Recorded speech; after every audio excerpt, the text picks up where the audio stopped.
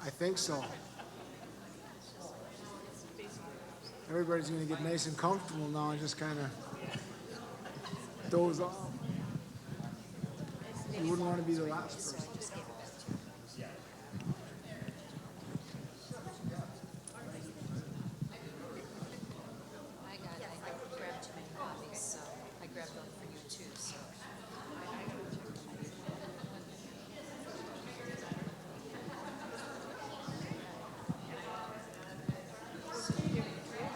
While we're wandering back in, just a couple of housekeeping details.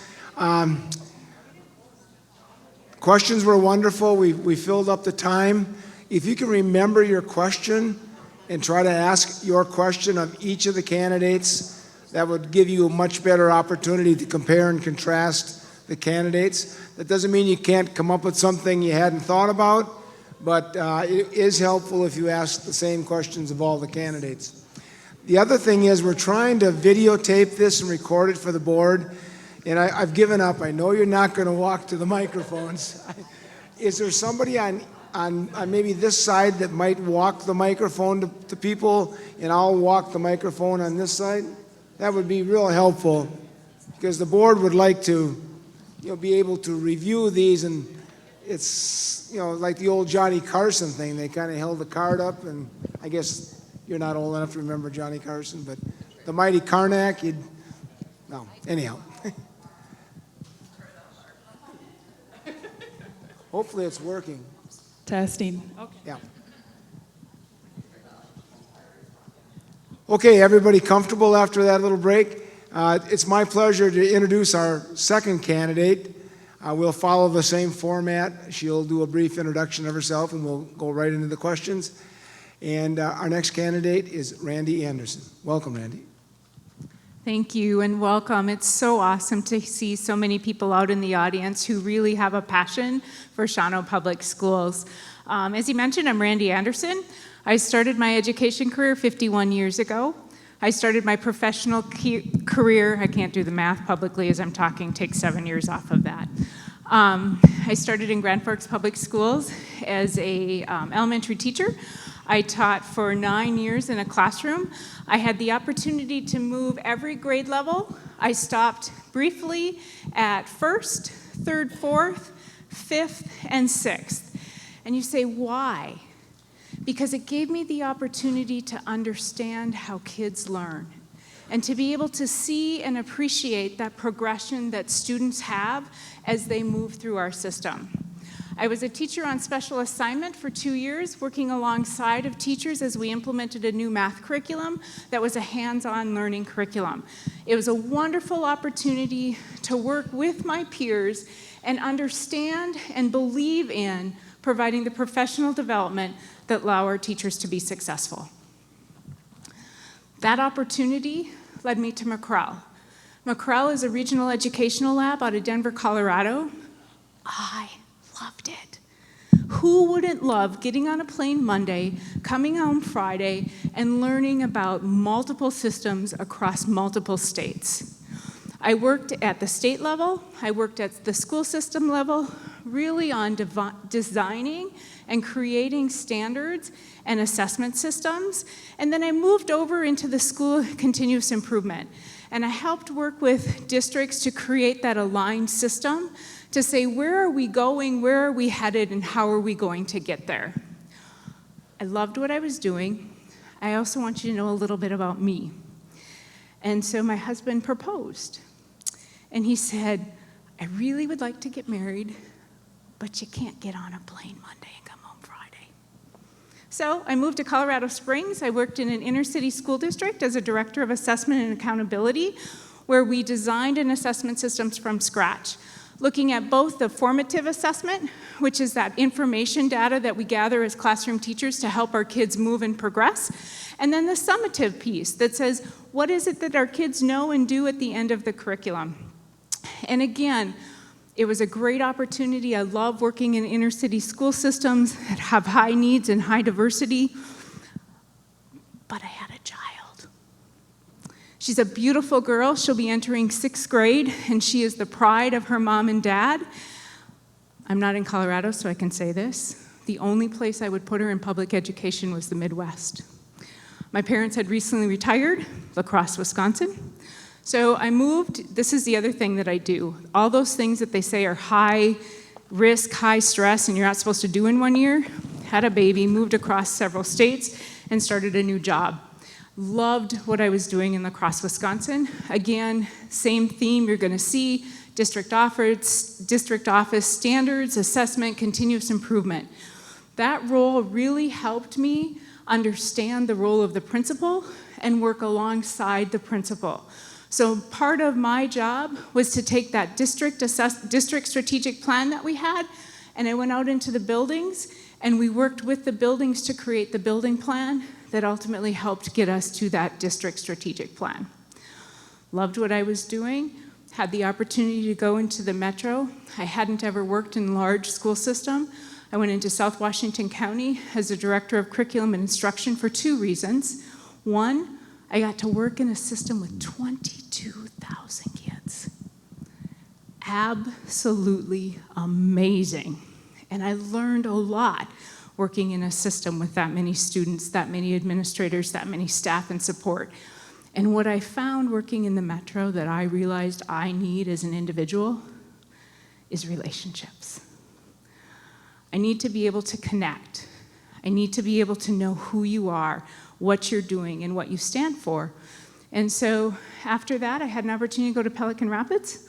I've been in Pelican Rapids as a superintendent for the last 2 years, and it has been the best job ever. Being able to represent a school system, being able to represent the students that are underrepresented, and being able to help create and establish that relationship between community and school is the most important work that we do as a superintendent. And that's what landed me looking at Shawano. Combination of professional and personal. Remember I mentioned that middle schooler? Anybody want her for a couple of years? Just kidding, I won't give her up. But she has been very gracious as her mom has taken her on many journeys. And she's entering middle school. And Pelican Rapids is a K-6 elementary, and all of her friends back from the metro are in middle schools. And she really wants to be in a middle school. She is also very passionate about the arts and the theater, and she wants to swim, and the lake isn't cutting it for her, and she wants to be able to play tennis. And my parents turned 80 in June. My mom will turn 80 in February, and they live in La Crosse, Wisconsin. And that oldest child hat is sitting on my head. And so when I started looking at Shawano, the community connections that you have, the academic programs that you offer, the feel of pride, commitment, and dedication as I've traveled through your city a couple of times in the last 2 weeks, brings me here today to hopefully be your next superintendent. So that's who I am. Personal, professional.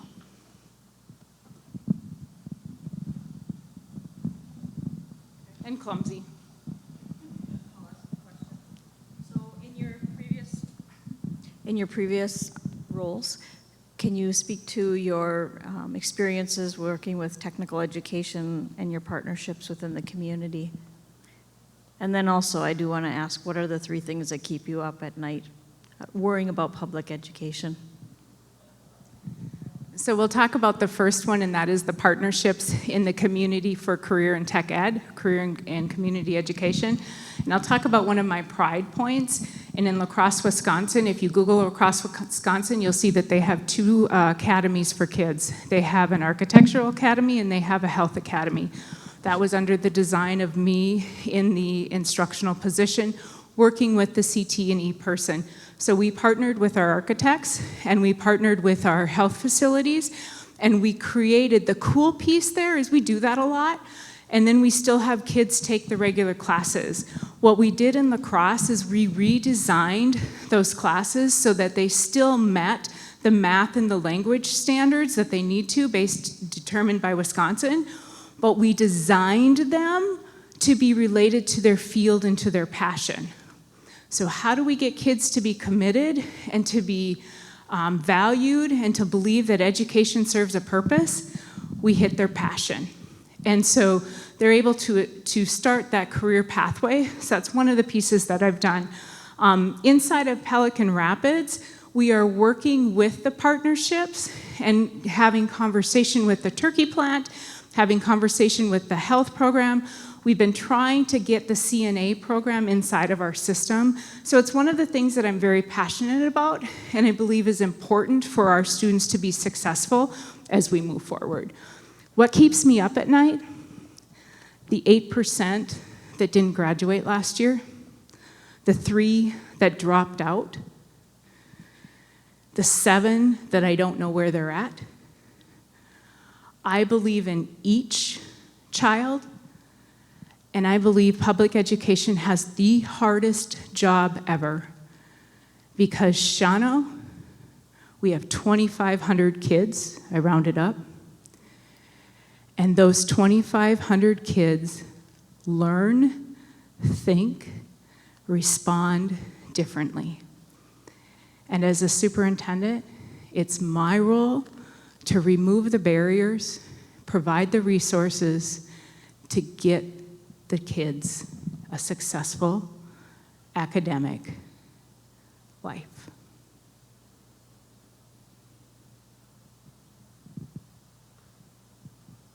I have a question as a staff member. If we talked 5 years from now, what would your plan be for the district 5 years from now? What would you want the district to look like? If you ask me right now, I'm not sure I could tell you clearly what the vision is, what my goal should be as a classroom teacher. Should I be getting kids to graduate? Should I be getting them to, I don't know what my necessarily goal is. So what would be your vision for the district 5 years from now, or how would you go about creating that vision 5 years from now? So how do I create a vision 5 years from now? The first thing that I do is I come in and I listen. And I meet with every subgroup that's inside of the system. And I meet with the community. I sit down with the chamber. I have conversations with Rotary. I meet with the Economic Development Council if you have one. I look at all of your groups, your Boys and Girls Clubs, and I hear, I listen, and I start to share. This is Shawano, and here are the assets that we have inside of the community. Once I have that information, then we collectively start to create a team of stakeholders, students. Every committee that this superintendent, curriculum director, or teacher has ever had always has a student at the center of that table. Sometimes they're not live, but sometimes they are. And so we create a group of people and we come together, we identified what the assets are of this community, and now we talk about what does our data tell us. And we do a dive, and we do a deep dive. We look at our demographic data, historically. We look at our academic data, historically, cross subgroups. We look at our perception data. We survey the community. What are our strengths? What are our weaknesses? And then the next piece, now I'll jump to what I did in Pelican Rapids. We talked about the profile of a graduate of 2036, visionary. That was the baby that was born last year, will graduate in 2036, depending upon when they were born. What are our hopes? What are our dreams? And what are our aspirations for these students in a world that is changing at a pace that we've never seen before? So collectively, we've created that mission, the vision, the values, and the beliefs of Shawano Public Schools. From that, we move into the strategic plan that says, here are the goals that are going to be able to get us to that. And from those goals, we create our action steps. And from the action steps, we create our metrics that will hold us accountable to meeting those goals. And then we have conversation. And I check in with you. And the team checks in with you. And we understand. And sometimes we may have to hit pause. But that's how we create that long-range vision. Not overnight. Not within my first 6 months. I tried that in Pelican and we delayed it and it took us 2 years because I didn't have the relationships. So it takes the year to build the relationships and the conversations, and you can't fast track it, but then we can excel.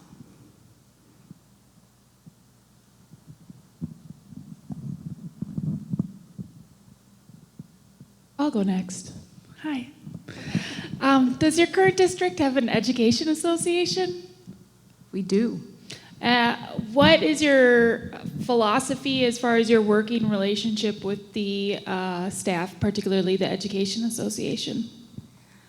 I'm Angela, by the way. I believe it is so important to have a strong side-by-side relationship with every entity inside of the system.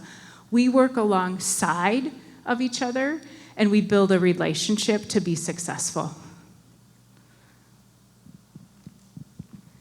And theater wasn't in my background. That was my brother and sister. That's the passion that I believe so strongly in, that relationships are the foundation of everything that we do. And you gotta have fun. Smile. You guys are here for the best thing in Shawano, and that's our kids. You talk about bowling and school safety. School safety and bowling. Can you just talk on those two topics? I'm going to jump to something that I think we're all familiar with, and that's Maslow's hierarchy of need. And if we're not safe and we're not secure, we can't learn. So school safety is one of the most important priorities that we have to have as a community. And unfortunately, that's because of the change that happened in Columbine. And Columbine has set that road and has changed who we are as a nation, but our response is to be proactive. And so as I look through, and I had an opportunity to look at your buildings, you have secure entrances in all of them. Absolutely critical as we move forward. And then we have to look at some of the other pieces. But our kids have to feel safe, our students have to feel safe, whether they're on the bus rides to and from school, whether they're just walking in the playground. And so that kind of transitions to, once our structures are safe, then we need to look at our environment. And bullying has happened since we were in school. The difference is that it is escalated because of social media. And so we can do a couple of things. We can lock down the world and say it won't happen, or I prefer to take a proactive approach. And I believe every building, and I saw as I walked through your buildings, you have signs about, you know, how we should treat each other and what we should do, and that's really, really important to create that culture of respect within the buildings. I have zero tolerance for bullying. But by zero tolerance, I don't mean you're out. I mean, you and I are gonna be best friends. And so I had a little stinker in high school, and he'd been suspended, and he even got expelled. But he came back this fall. He's a smart kid. What did I do? First hour, every hour, I was in his class. And he and I became best friends, because I'll go back to what I believe, it's relationships. He didn't connect to anybody. He wasn't, no, there are, I'm not, you know, I don't want to say it's Pandora's box of perfect. There are some kids that are different. But if we can build that relationship, guess what this little kid did? First quarter. He's on the B honor roll. So bullying is a piece that can happen if we don't establish that respectful, communicative, collaborative culture inside of the system. And that's with students all the way to staff. Kids are the first to be able to see, if I walk down the hall and I'm not having a very nice conversation with a staff member, who's picking that up? Who's mimicking that behavior? And I'll just end, because I do want you to know who I am. I really learned everything I needed to know in kindergarten. Kids respect each other. Kids value each other. Kids pick each other up. We, as adults, have to do that. Primary focus, absolutely. How we get there is individualized.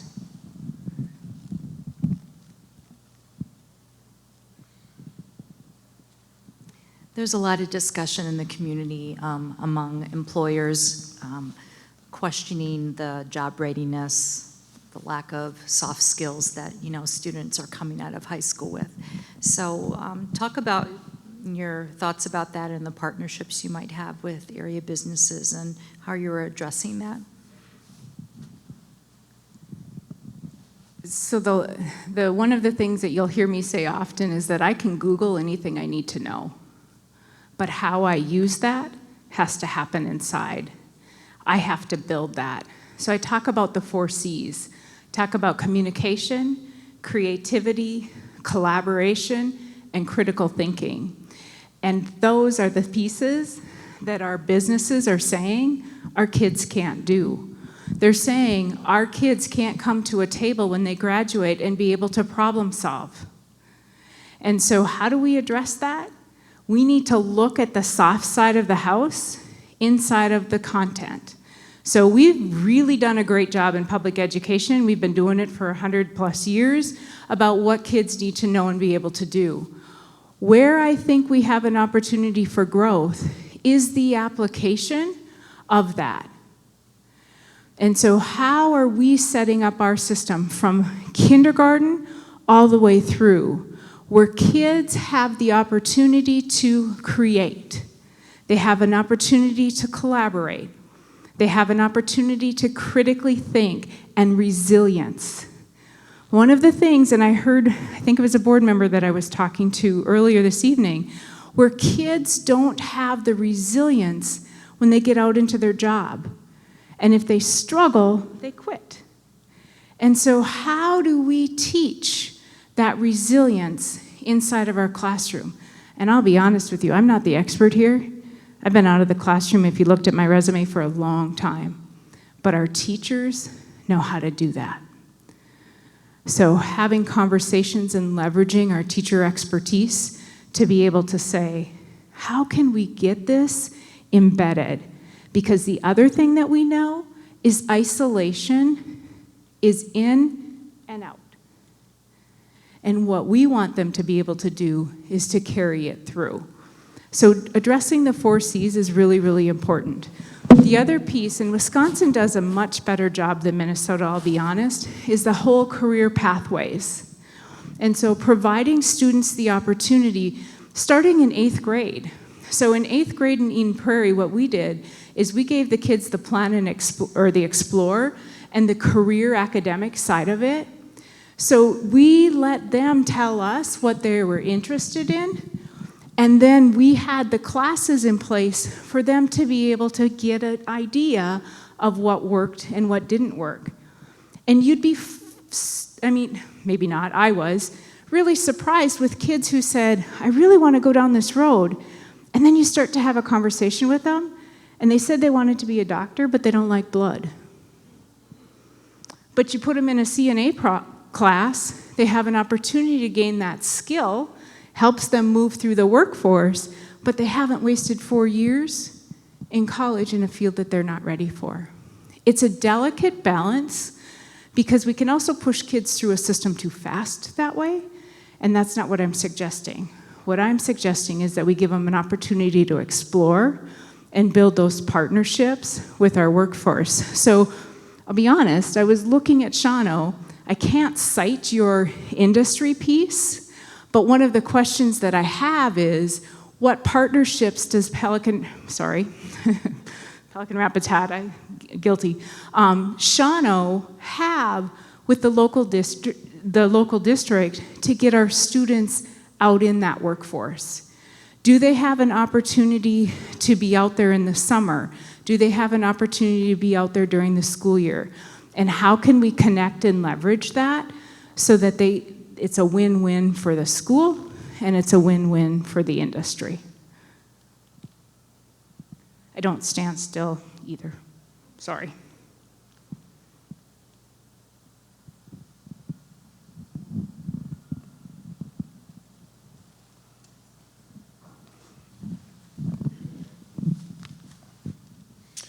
After doing your research on the Shawano School District, I was wondering what your top 3 concerns are that need to be addressed.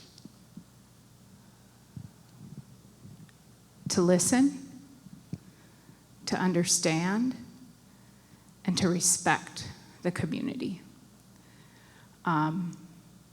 There are multiple things that I have a lot of questions about. Graduation rate. Where are those other kids? Your ACT rate. Where is it? Why is it where it is?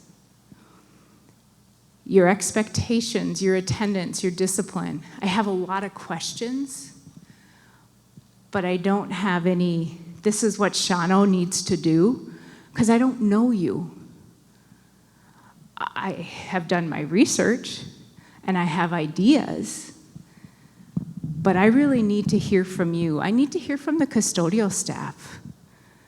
I need to hear from the food service staff. I need to hear from the parent groups. I need to hear more from the businesses. If our kids are graduating and going into the businesses, what are the skill sets that they don't have? And then I need to take that information back to my high school principal and staff and say, how do we embed this? What does this look like? So I'm really, truly not trying to avoid your question, and give me a year and I'll be able to tell you. But right now, I only have assumptions. And I'd make everybody laugh, but I'll keep that to myself.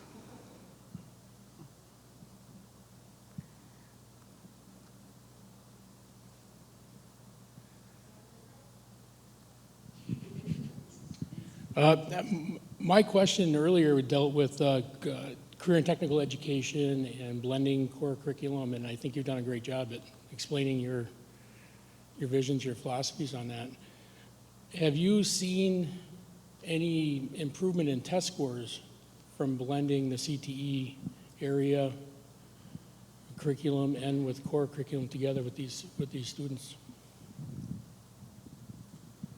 So I'll put my researcher hat on to answer that question.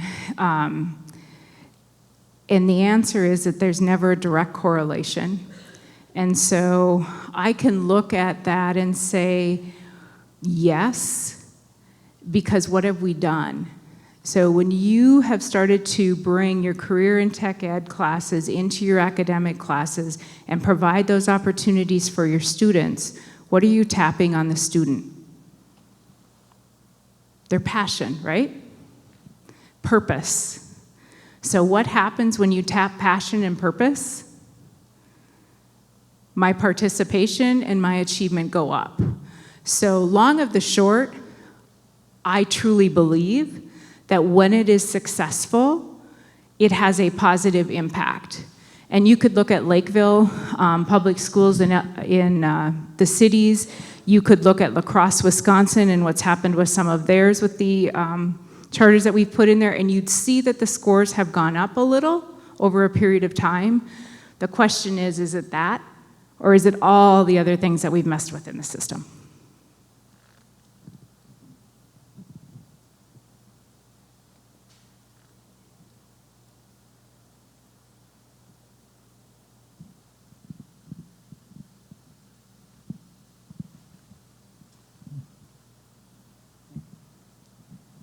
We've got time for more questions.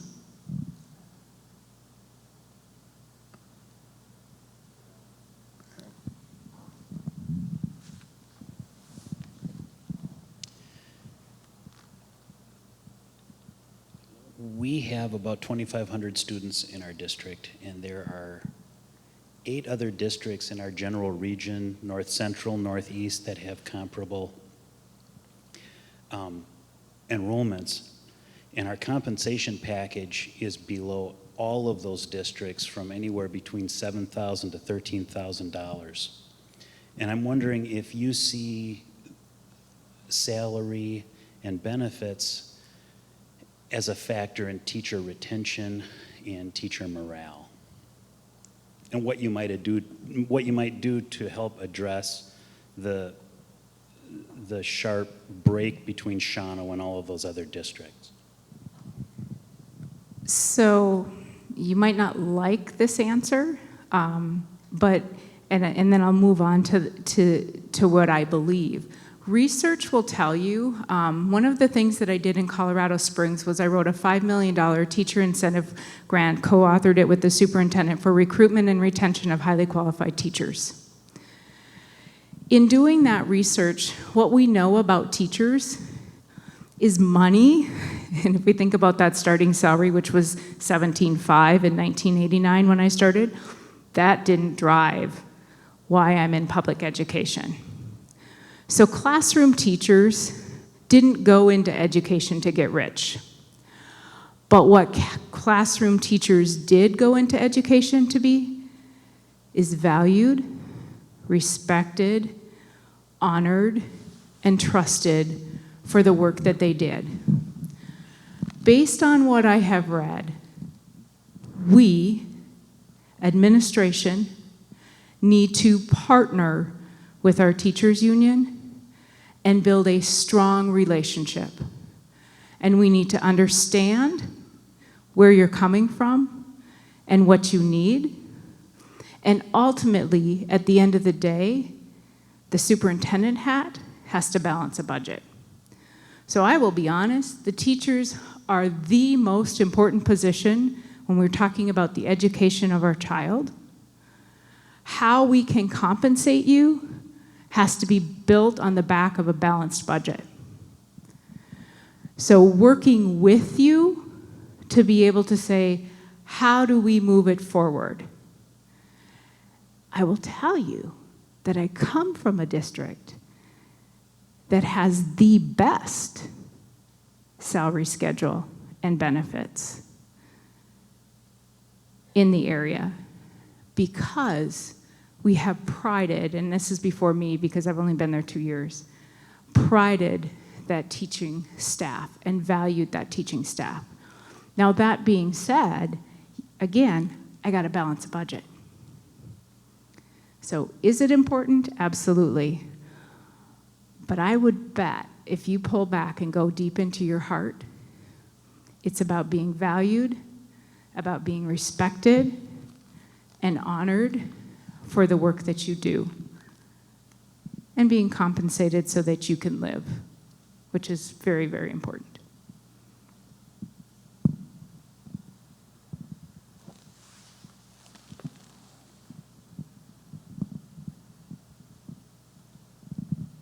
I didn't mention, I have a dad who was a high school math teacher for 46 years.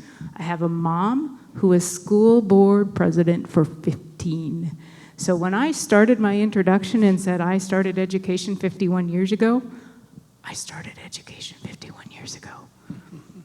There's nothing better than learning and hearing from teachers.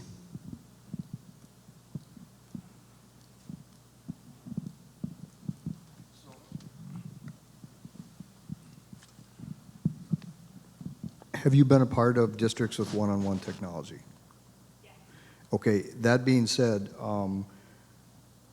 has the question ever come up, do we really need makeup days then? Let me talk to that a little bit, because we have some time, so I'm going to share my journey.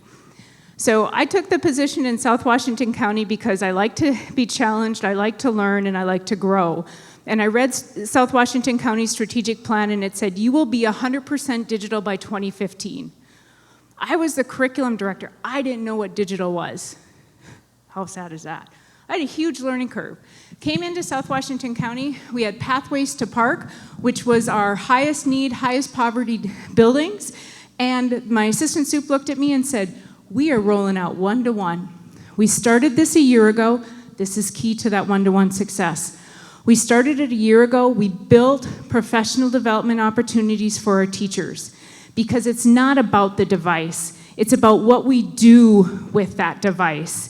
And if we're just going to consume, absolutely, I need my makeup day. But if we're going to use that device to be creative and allow our students to collaborate and critically think and to communicate, and they're doing it electronically, then I don't need that makeup day. In Minnesota, we do have e-learning days. All we have to do is submit a plan to the state to say, here's what we're doing on our e-learning days, and we don't have to make up our snow days. But teachers have to be on board, community has to be on board, and students have to be on board. So, rolled out in South Washington, 9,000 devices over a 2-year period of time. And in Eden Prairie, came in on the back end after the rollout and created the professional development to help ensure that community was educated, had opportunity for dialogue, staff, administration, and then students. Pelican Rapids was one-to-one, 9 through 12 when I got there. The elementary was in the docket for a refresh this current school year. Worked with the elementary principal side by side. I like to say I tossed the elementary principal the keys, said, you drive it, what do you want to happen? We rolled out a one-to-one this fall, pre-K 6 at the elementary. Every student has a device. We're not there yet. We have a lot of learning to do. But again, we started with the professional development with the staff and the community. And then you empower your kids, because they'll drive.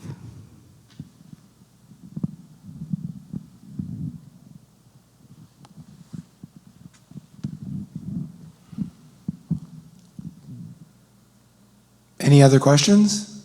There, in the back of the room.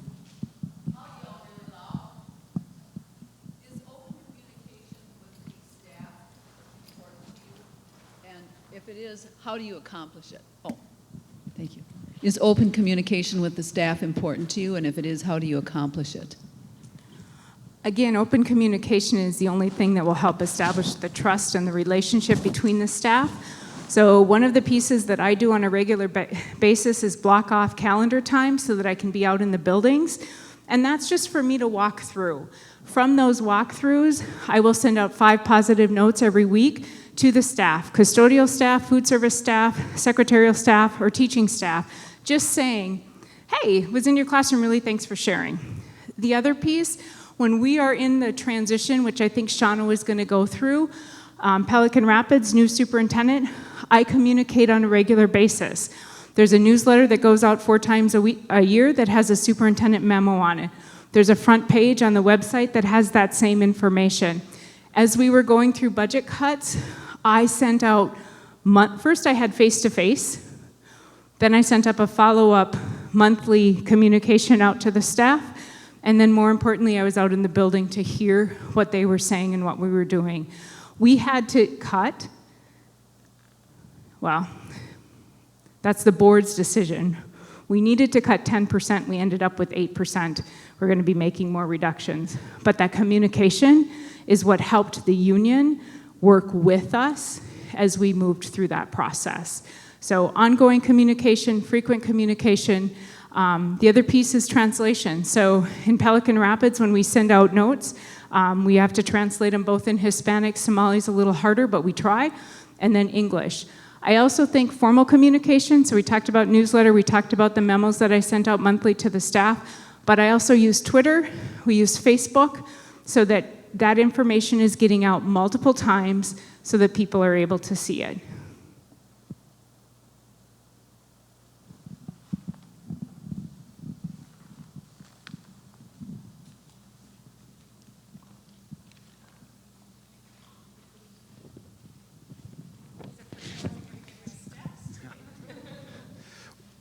We've done a lot of work on culture in our building with athletic culture, student culture, and stuff. What, if anything, have you implemented in the places you've worked to improve student, staff, and community culture? So let's go to the student. So student culture really comes around with what is the culture, climate, and the system set up for student success. So lacrosse, Eden Prairie, we implemented positive behavior support structure, PBIS, that helps set and establish that whole system around what it looks like. That culture sets a positive reinforcement to the students. And that's one of the pieces that I really like about that, is that so often what happens, you were naughty, you have to go see the principal, right? So instead of doing that, I walk out with a Badger pride or a Hawk pride, and as a principal, teacher, superintendent, I'm catching you being good. What does that do to the culture and climate of the building? It flips it right away. So have I directly been connected? No. But have I overseen the management of it and created it? Absolutely. One of the things in Eden Prairie that we did is we brought our teachers together to create and to help understand what their needs were in relationship to the system. So having the conversation and the dialogue, and it really gets tied into negotiations and that value and respect piece. I believe that if I model the behavior, it falls through. So when we talk about climate and culture, teachers, you are the key players. And it's a conversation that we're working on right now in Pelican Rapids, full transparency. We have to go out for an operating levy. But we have some teachers that are talking negatively about the building. So what do we need to do? We need to get in and have that conversation. And I need to understand why you're feeling that way and hear what you're saying. But then we need to move over here because we send off that message. We send off that relationship. And so it's important that we treat each other with respect. I go back to kindergarten, right? If we act like that as a society, then we will be successful. So whether it's PBIS, whether it's another culture climate curriculum that's out there, I can't cite the specifics, I'm too far removed from it, but I believe in it, I support it. Professional development has to happen throughout the house.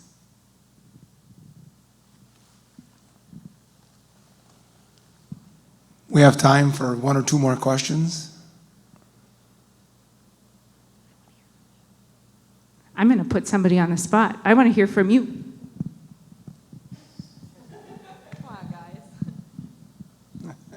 Okay, so my question is, do you have an opinion or a plan on giving all students a say in the school, not just your top 5 to 10%? Student voice is imperative to a success of a school district. So I'm going to talk to you about a couple of things that I've done.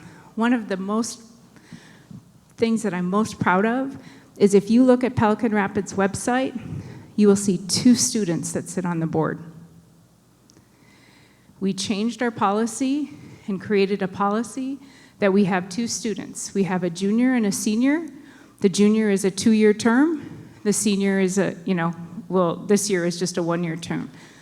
That is the voice to represent the high school. Some of the other things that I've done, my first year in Pelican Rapids, I sat down with every grade level. I brought kindergarten in, 1st grade in, 5th grade in, 9th grade in, 10th grade in, and I listened. And I said, what do you like about Pelican Rapids? And what do you want to see improved? And of course I got this. Why do I have to come see the superintendent, right? But by the end of the year, because we met monthly, I heard from our kids. And I heard the pride points of the district. And I also heard the areas that we needed to improve on. Students in South Washington County, we had a curriculum council advisory group.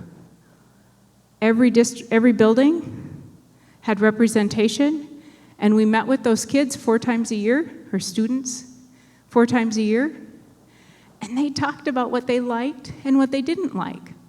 And the fascinating part to me is we met with elementary and we went with middle school and high school. Remember I told you we were deploying a one-to-one? So we sat down with the seniors, and the question that I had, do you prefer your textbook or do you prefer your iPad? What do you think my seniors said? Textbook. My juniors, textbook. By the time I got down into kindergarten, where did they prefer to learn? The iPad.